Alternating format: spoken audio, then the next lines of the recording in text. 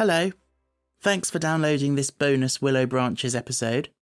For this discussion, I was joined by the lovely Anna Soden. Anna is an actor, musician and theatre maker, originally from York and now based in Brighton. She has performed in theatres up and down the UK, including the Liverpool Everyman, the Donmar Warehouse, York Theatre Royal and Oxford Playhouse. In 2020, with support from Arts Council England, she adapted E. Nesbit's novel 5 Children and It into a one-person stage show.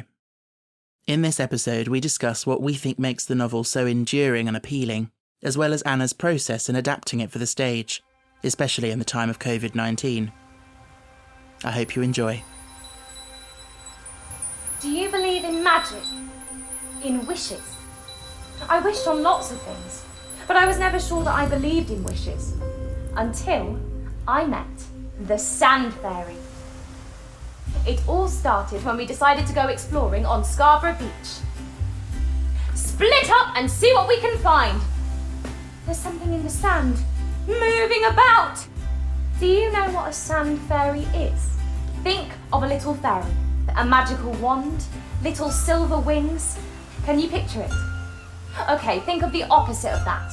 Suddenly there was another flurry of sand movement and we all jumped back. Do you really mean to tell me that you don't know a sand fairy when you see one? Can you still grant wishes? Of course! You find a mysterious creature on the beach who says they can grant wishes. What do? You wish for something, of course. And then there you were, flying! Run!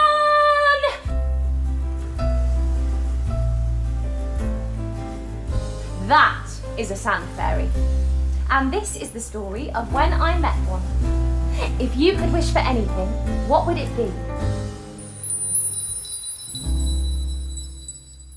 So welcome, Anna. Thank you so much for joining me.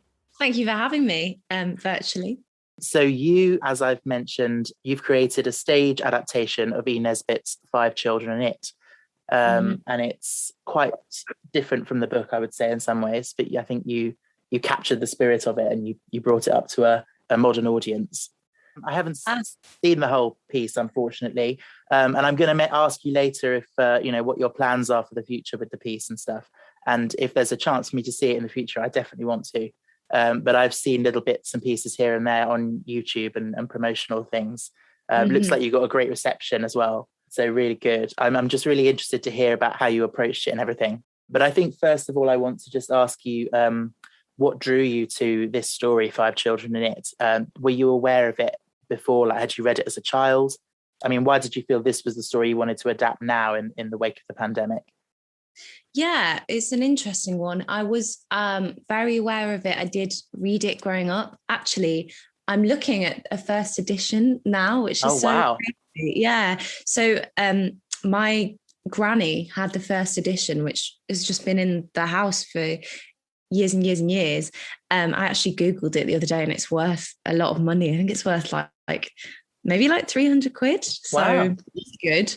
But obviously got to keep it for sentimental reasons. Yeah. But yeah, I remember reading that when I was on holidays when I was little. I loved it. I thought there was something like a little bit scary about it, a little bit unsettling about it, which I don't think you find it. I mean, I don't read a lot of children's books now, but I don't know if you find it really in more modern books for young people. I just was really obsessed with the sand fairy and how he was just a bit scary and a little bit rogue, and you never quite knew what his agenda was. Yeah. Who are you? And don't get angry, because really we don't know. You don't know? It said. Well, I knew the world had changed, but, well, really. Do you mean to tell me, seriously, that you don't know a Samiad when you see one? A Samiad? That's Greek to me. So it is to everyone, said the creature sharply. Well, in plain English then, a sand fairy. Don't you know a sand fairy when you see one? Yeah, so I loved it as a kid. When I was like really young, I didn't really think about it that much for a couple of decades. And then, the pandemic hit. And for a bit of context, I'd done quite a lot of like jobbing actor work that was theatre for young audiences and family audiences, but I hadn't made any. I'd been like in devising processes of other people's work for young audiences, but I hadn't made anything myself that was my own projects for young people. So yeah, over lockdown, I was sort of thinking about if theatres were ever going to open again. That was maybe something I was really interested in doing. And it just, we were talking a lot. I don't know if you saw all these conversations during lockdown about, there's going to be 1 million plays about people being locked down in their house and about isolation and people being like, oh, Zoom, it's so exciting when a delivery comes, like all that stuff that it's like, we don't need to see it represented on the stage because we all lived it and it's all very recent and kind of boring and sort of depressing, all that. And I thought actually a better response to everything that was happening is what we needed. And what we needed was escapism, essentially, and just something really lovely and magical and fun. So that was when I was like, what is a really lovely story that already exists that's really magical? And that's Five Children in It. It's just brilliant. So I wrote the adaptation really quickly, actually, as soon as I kind of landed on it in summer 2020. And then all my dreams were answered when we did get some funding and we could do it. So that was fantastic, really. Amazing. And how do you think your child self who loved the book would think about it now? Gosh, I don't know. I think, I think my version is a lot less unnerving. I really smoothed the edges of it because, as you know, like the wishes go wrong in some kind of quite serious ways, I think, in the book. I think if my child self might be a bit like, oh, that was a bit tame. But I do think my child self would like the songs. I've got songs in my version of it and they're really, really lovely. I can say that because I didn't have anything to do with writing them. What would you wish for in all of the world? I've had my chances, maybe hear what I have learnt. Wishing can be dangerous, but danger can be surpassed as long as you know where your friends are. You will never be alone. That sounds good. And I love what you were saying as well about this as a response to the pandemic as something that we need to kind of lift us up, which is kind of similar to how I started Willow Audiobooks, because it was the same in the pandemic and sort of being isolated. And because I was just doing a show at the time, we were just about to tech and just about to open when lockdown happened. And so you've got that creative kind of impulse. And then when you're cut away from people, you feel like you can't do it. And so, for me, I channeled that into this podcast and putting stories out there again as something like, I think it's comforting, isn't it? Those kind of stories that people respond to. And I guess because your piece is a one-person show, you are you're Anthea, aren't you? In the show? Yeah. Was that? I mean, I'm assuming that was influenced by the fact that you were creating it in this time when you couldn't necessarily rehearse much with other people. Is that a case where like sometimes the constraints of something can make something creatively more interesting? Well, it's a little bit of both. I think, firstly, it was very much like everyone knew that you have to make stuff that's not got 10 people in.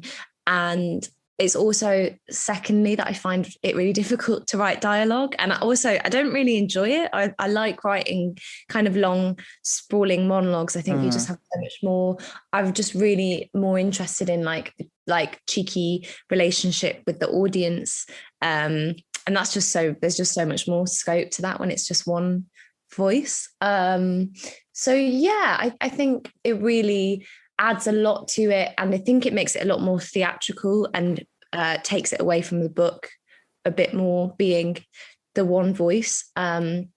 the other children's voices are in it, and I've tried to like be quite clear about their own personalities that kind of come out through it. Anthea gets to have like play them kind of, so it's not me playing Anthea but then I jump into other roles. It's Anthea being like, and then Cyril was like this, so it's you're seeing Cyril and all of them through her eyes, which is also like, you know, how much of that, how bossy actually is Cyril in real life, or is that just Anthea's take on it? So it's kind of like, it definitely adds a fun layer to it, I think. Yeah, it sounds like tonally it would be quite different from the book, because you remove that third person narrator, who, because E. Nesbit's narration in the book is very direct, and she talks to the reader quite a lot, but I always feel when I read her that she comes across very much like the sort of fussy old lady that she probably was. Yes. You know what I mean? Like she's quite moralistic, like she's quite like, oh, children shouldn't be doing this and stuff like that. This is why many children who live in towns are so extremely naughty. They do not know what is the matter with them, and no more do their fathers and mothers, aunts, uncles, cousins, tutors, governesses and nurses. But I know. And so do you now. Children in the country are naughty sometimes too, but that is for quite different reasons.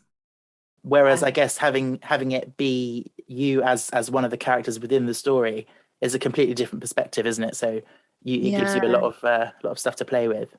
And that was something I was quite interested in as well, is in the book that adults are such a huge part of it, and the servants and all that, and the kind of very grown up narration of them being children. And I kind of wanted to make a world where not that the adults aren't there, but they're just sort of kind of irrelevant to them. It's like they're existing in their own thing, and I just didn't want them to be that present. I kind of snipped them out as much as I could. Also, because of my version is set now, so it's kind of not hugely relevant or relatable that they're like, oh, my servants. So they're not, they don't have servants.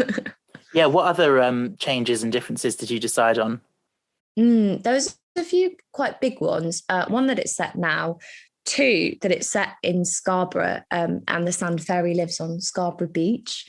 I felt, well, one, I'm from Yorkshire, so I kind of was interested in setting it there, but I think there's something quite moody and a little bit grey, but also really magical about Yorkshire seaside.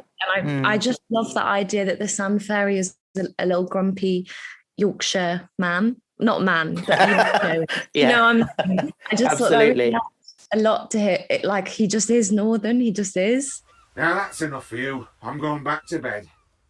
So that's a big change. And then I guess in terms of the wishes, the basis of the wishes I've used are in the book, but they're all a little bit different. So obviously, what's a good example?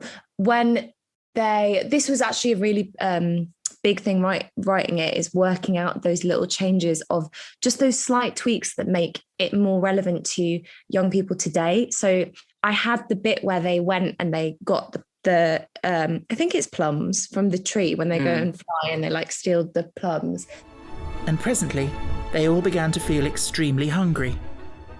Curiously enough, this happened when they were flying rather low, and just as they were crossing an orchard where some early plums shone red and ripe. Then I was thinking about it, and I was like, actually, if I was a child now, going and stealing some plums from a tree, that's not that exciting. And I'm not like, delicious plums. What if I'm a young person now, or just me as an adult? What would I find exciting? Some food. And yeah, it's chips, basically. It's there's an entire song about chips in the show, so that's important.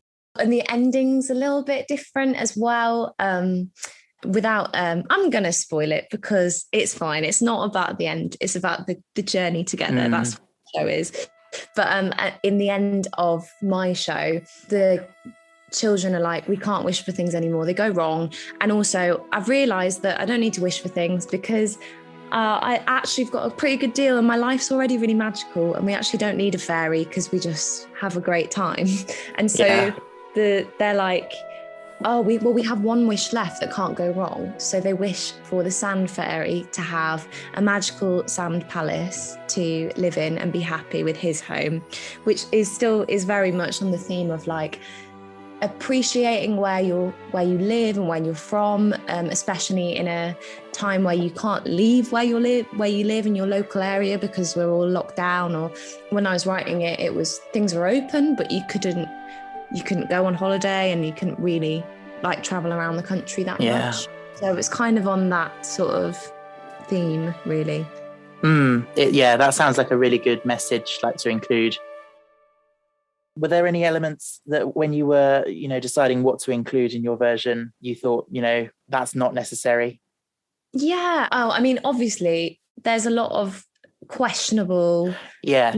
That's the main thing really, isn't it? Is that just get rid of all that. It's gone, and let's not try and salvage it. Let's just exactly. Yes. Yeah. That's what I found with my version is obviously doing an audiobook. It's, I'm using the original text verbatim. The one big change I decided to make was the chapter with the quote unquote Red Indians. And I think it's called Scalps, the chapter. I just decided that whole chapter, there was no way to salvage that and make it tasteful or appropriate for today's audiences. I mean, doing a lot of classic text, you're always going to find little things here and there that don't sit right with us today.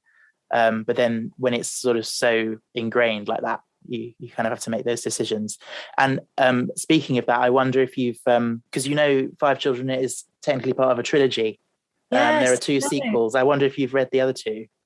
I read one of them when I was really little. I actually don't remember much about it. And then I read the summaries of both of them after I'd written it. And I was like, maybe I can make it a trilogy, but I don't know I think for the piece I've made, it is kind of standalone, and it's the thing. It sounds self-contained, yeah. Yeah, totally. And it's all about it's kind of like the audience get to explore their own wishes kind of thing. It's more like I'm presenting this to you as an idea and this is the story that happened here, but what do you think could happen? And I think if there was more on the stage, I wonder if that would halt their imagination a little bit.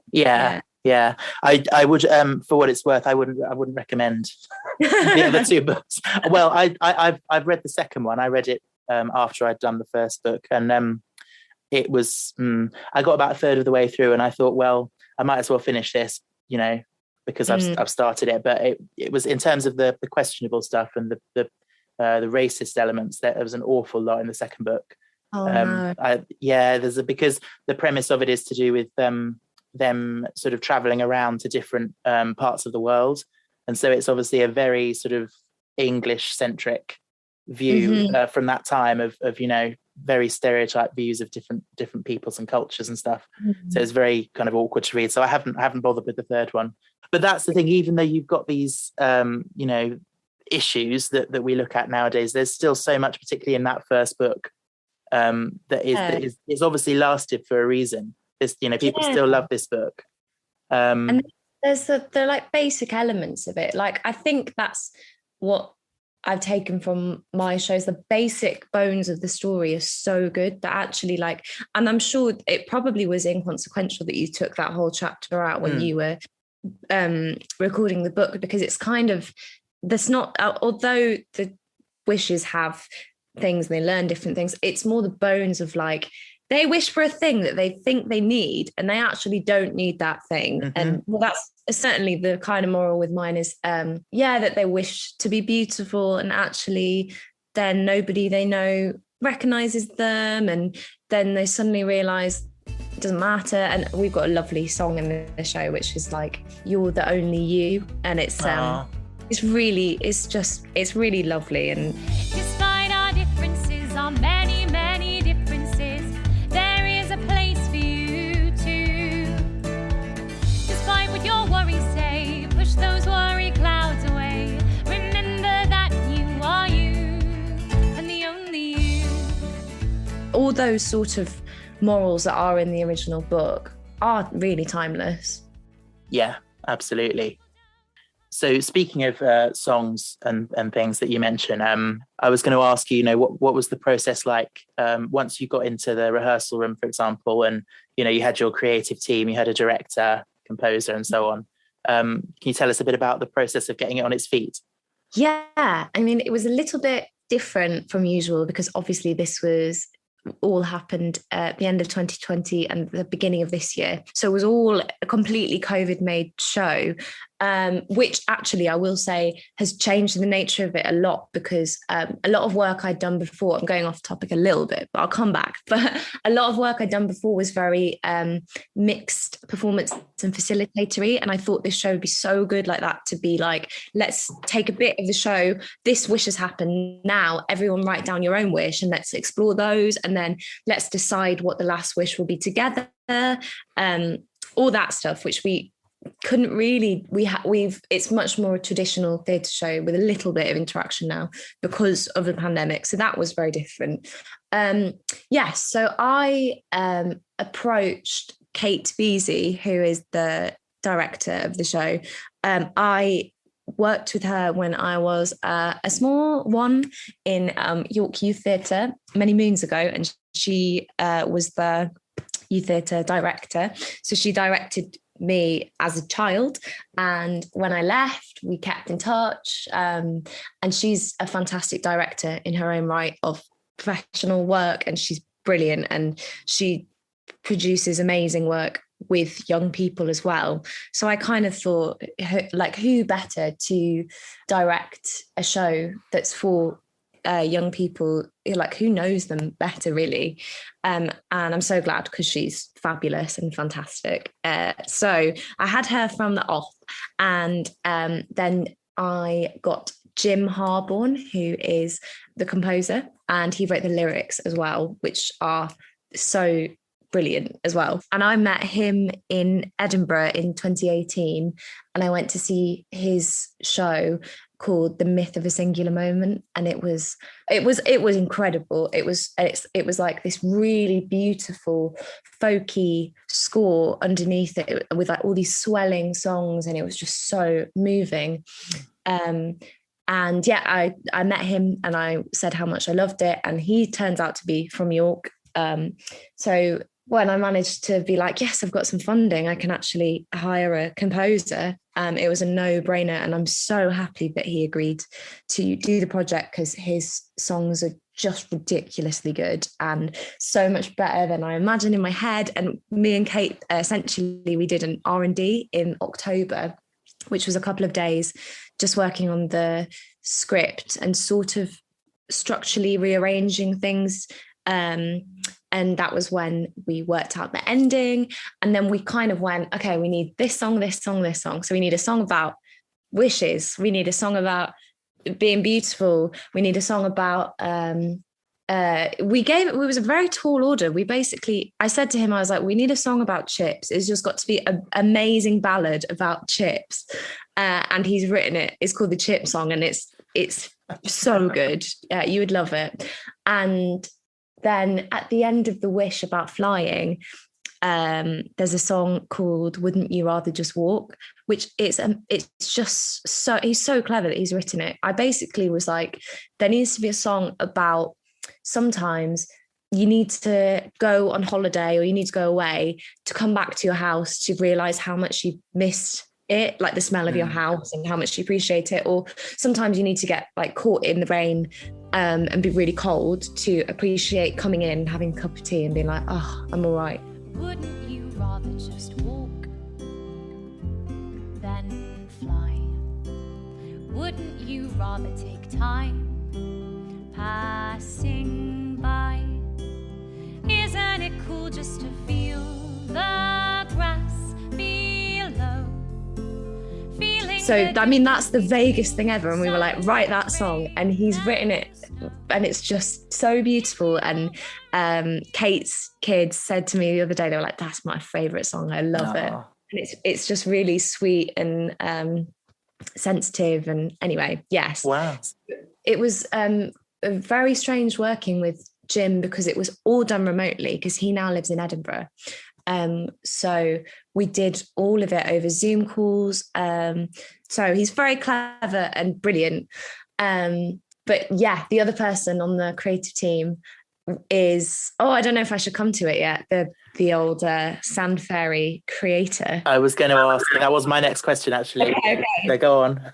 Yeah, so our Sand Fairy, what happened was I wrote the script and I wanted it to be really low maintenance, and I wanted the Sand Fairy to just be a voice. I sort of had an idea that maybe I'd get like a really old tape deck player. I just press play and stop and it would be just a voice. Mm-hmm. And Kate read the script and was like, I really think that they need to see him. He's just such a big presence. They need to see him and we should get a puppet.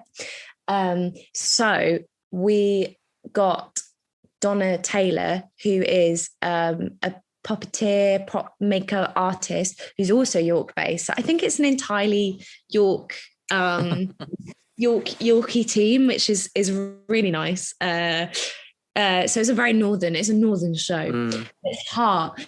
Yes, she made the Sand Fairy, and he's just everything that is in the book. Have you seen pictures of him? I have. Yeah, he looks amazing. Yeah, he's brilliant. But I also said you've got to believe that he's grumpy, but he's also got to be quite cute. There's something I said, kind of like, think it is Baby Yoda, but it's also a grumpy old northern man. And he's made him, and he's so good. And because of while we were waiting to film it and we hadn't made the box which he lives in, there was a long time where he just sat at the end of my bed. That was the only place I could store him. And he's very creepy in the middle of the night, that he's the Sand Fairy staring at you, but much less creepy than the one in the 90s TV show, which he's scary. He is, yeah. Yeah, although, again, another amazing feat of puppetry. And the little song he sings in the credits is very sweet, about wishing. Yeah. When you want your heart's desire, and there's nothing but the fire of a madly yearning wild imagination. When all you have to do is choose, and if you don't, you're bound to lose. Something special in your life will pass you by.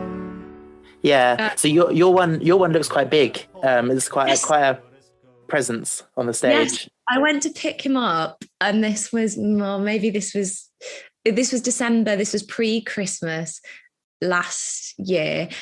Honestly, it was like my Christmas day came a week early. I had a day off from Panto, and I was like waiting for it all week. I knew this is the day I was going to go pick him up, and he was double the size of what I expected. He was so much bigger, and it's brilliant because he like sits up on his own, but he's such a big presence on the stage, and he kind of sits once he's been unveiled. He's there just for the whole thing, which is brilliant. The only problem is he's difficult to get around the country because he's so big, but I wouldn't have it any other way. And also when we ended up doing the show at the Sheffield Crucible, which is a massive auditorium, I was so thankful that he was as big and present as he was, because he owned it. He had such presence. I was so proud of him. He did a great performance. Amazing. Does he get his own bow at the end? He doesn't get his own bow. He doesn't. Yeah. I kind of forget that he's got a voice, because in my mind I'm like, oh gosh, it's on me. I've got to just do everything. I start the show and then his first line comes in and I'm like, oh yeah, I forgot there is another actor in this show. They're just like not here. Yeah. He should get a bow. He should get, maybe I'll add that next time. Yeah. I've just remembered, we were talking about something earlier when you mentioned about how you'd taken the story, but you'd said it now. So you'd brought it up to be relevant to children today. It made me think of the Jacqueline Wilson sequel she's done. She's written a kind of sequel as part of there's a series, I think, where they're updating classics for the modern age. And I think she wrote 4 children in it, or 4 kids in it, because there's an adaptation of that as well. Have you read that or seen that?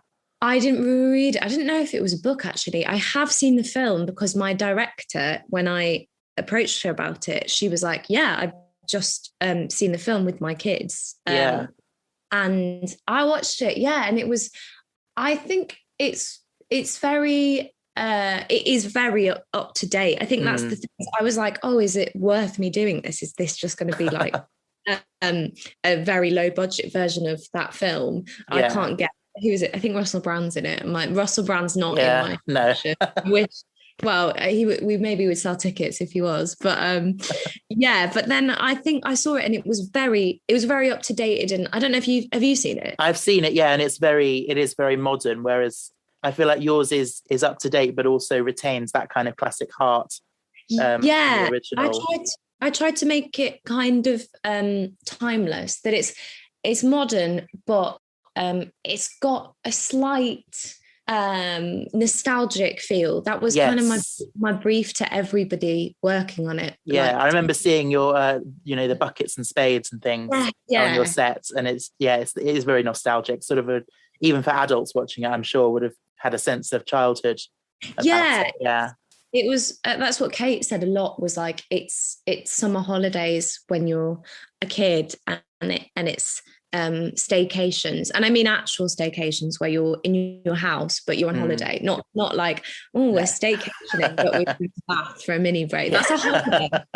but it's another example just to show how that, it's another iteration of that story, and it's obviously still got staying power, and it still appeals to kids today. It really does. I think I'm really lucky that I've kind of done it now, in that it's still in the atmosphere, and a lot of kids have seen it, but it's not Peter Pan, it's not not every child knows it. So it's a really lovely bit in the show at the beginning, and I'm like, does anyone know what a sand fairy is? And at the Crucible, it was so gorgeous. It was just this massive auditorium, and I said that, and this tiny little voice at the back of the room went, no.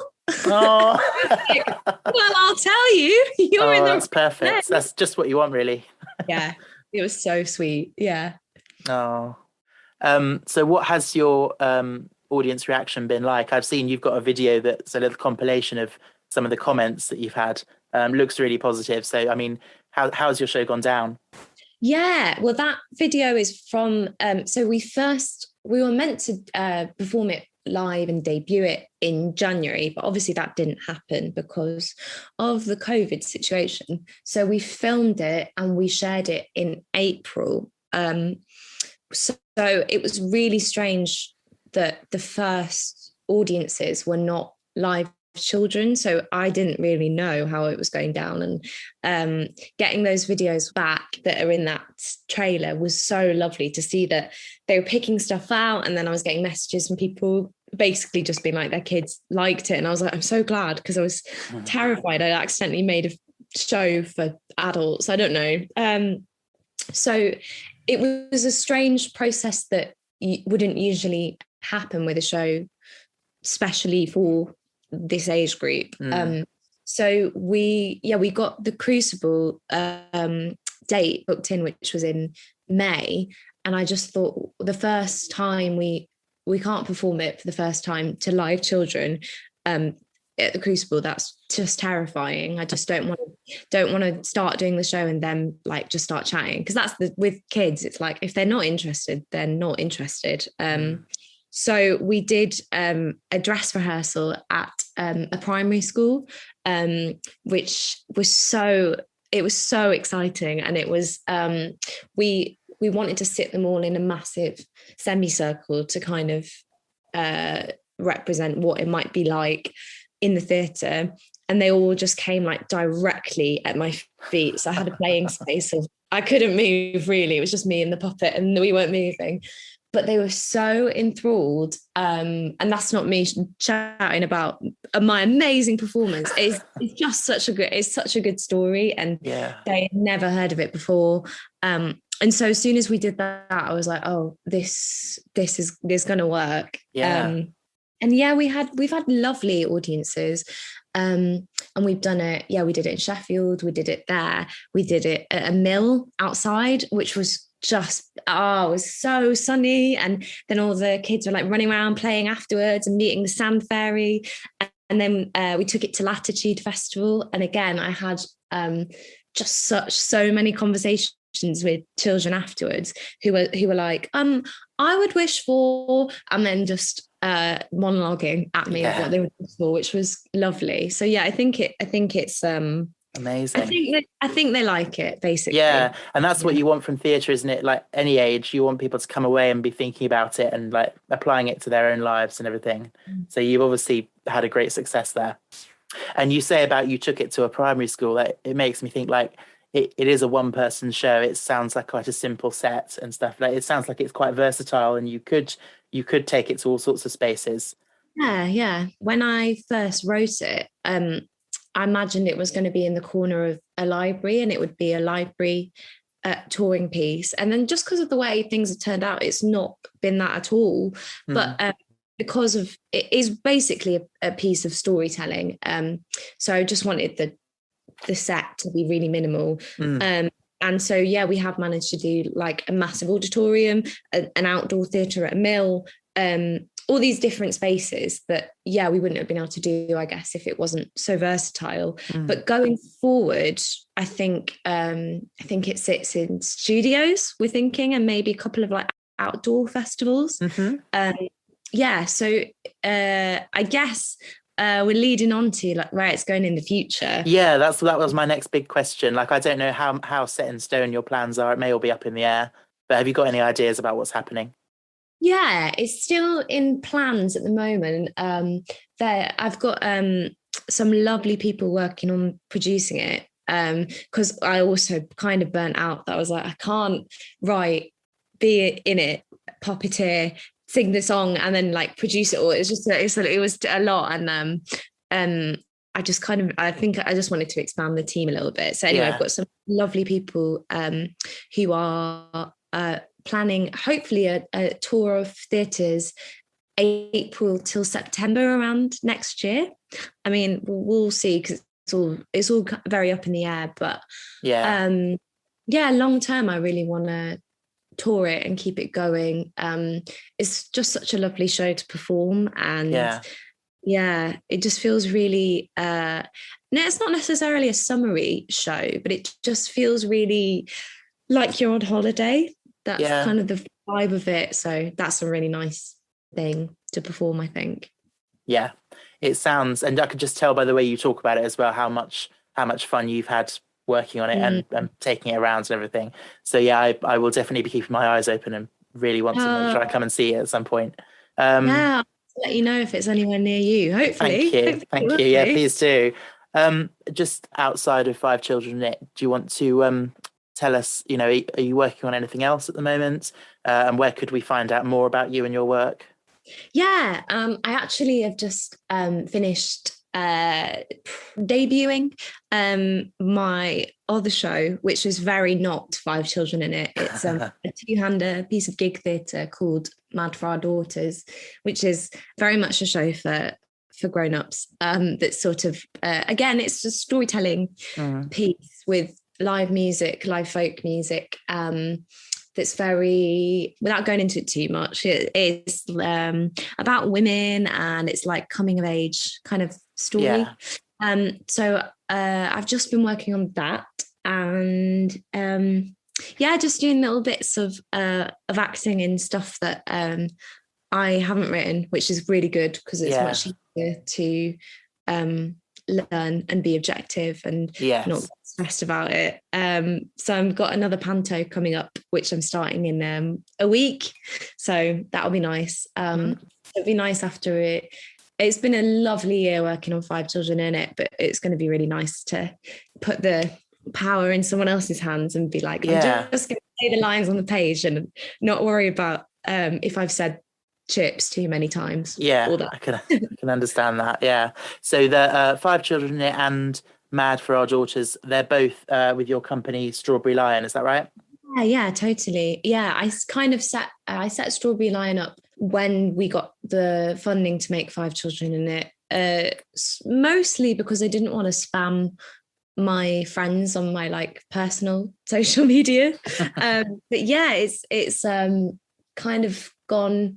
We've done loads of stuff it's been happening for a year, and we've got lots of stuff. So hopefully in another year we'll be doing more stuff, basically. And yeah, you can find it on social media. It's at Strawberry Lion, and then my like personal handles are at Anna Mabel with 2 A's at the end of Anna. Okay. So there we go. Awesome.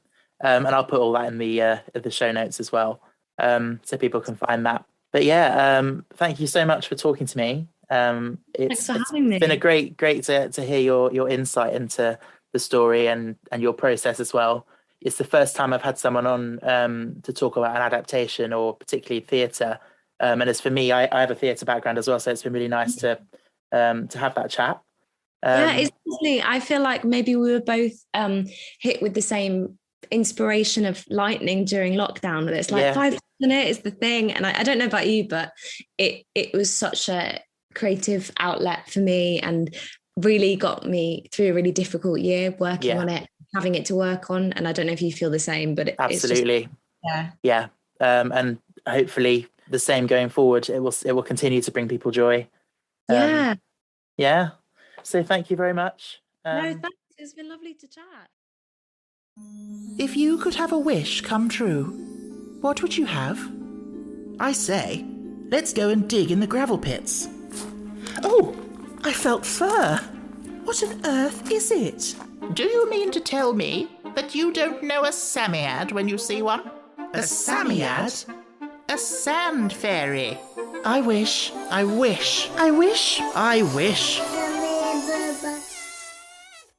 Nope. I must be out of practice. Aww. If you'll be contented with 1 wish a day among the lot of you, I dare say I can screw myself up to it. Do you agree to that? Yes. Oh, yes. One thing I won't give. That's advice. You ought to be careful what you do wish. But I thought you never gave advice. That piece doesn't count.